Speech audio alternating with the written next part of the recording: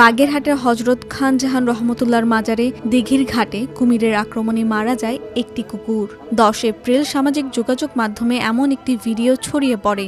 এরপর বিষয়টি নিয়ে আলোচনা সমালোচনা শুরু হয়।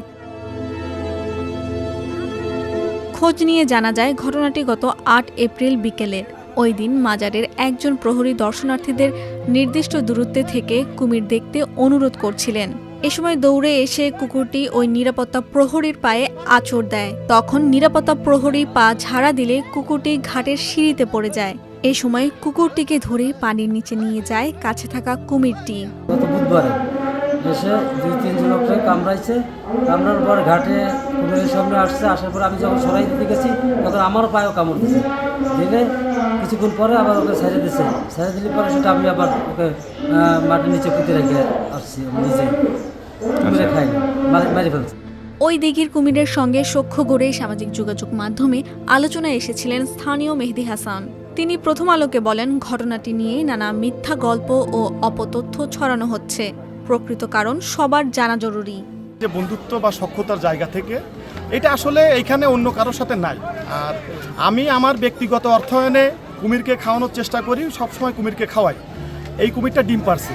ডিম পাড়ার কারণে কুমিরের যে কোনো মাদি প্রাণী বা মহিলা প্রাণী যেগুলো আছে তারা কিন্তু ডিম পাড়লে হিংস্র হয়ে যায়। এই কুমিরটাও হিংস্র হয়ে গেছে। আপনারা হয়তো এই কারণে বলতেছেন যে মানবিক জায়গা থেকে যে 30 সেকেন্ড সময় ছিল তো কুকুরটাকে সেভ করা যাইতো। হ্যাঁ, আমিও স্বীকার করছি কুকুরটাকে সেভ করা যাইতো যদি আমি থাকতাম বা এখানে যারা কুমিরের প্রতি যাদের প্রতি ভালোবাসা আছে, কুমিরকে চিনে, তারা যদি থাকতো তাহলে কুকুরটাকে সেভ করতে পারতো।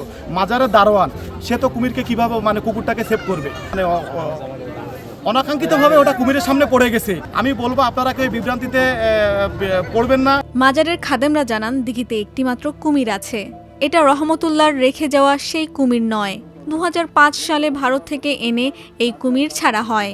2 দিন ধরে সামাজিক যোগাযোগ মাধ্যমে কুকুর আর কুমিরের ঘটনায় দিঘিটি আলোচনায় আসে।